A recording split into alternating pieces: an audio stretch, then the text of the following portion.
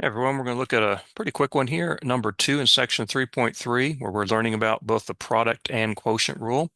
Here we're going to use the product rule to calculate the derivative of this function here. So remember how that works to take the derivative of f prime. We take the derivative of the first function, right? We've got 4x squared plus 3. That'll be our first function. Second function, e to the x, right? So I take the derivative of 4x squared plus 3. What is that derivative? Pretty easy. Power rule, bring the 2 down. 4 times 2 is 8. X to the first, I just get 8x. Remember, the derivative of 3 is 0. But then I add that to 4x squared plus 3 times the derivative of e to the x. So again, it's the derivative of the first function times the second plus the first times the derivative of the second. But the derivative, you remember, of e to the x is just e to the x. Okay.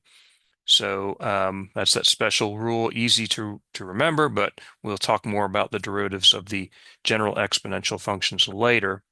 So simplifying then, notice I've got a common factor of e to the x here.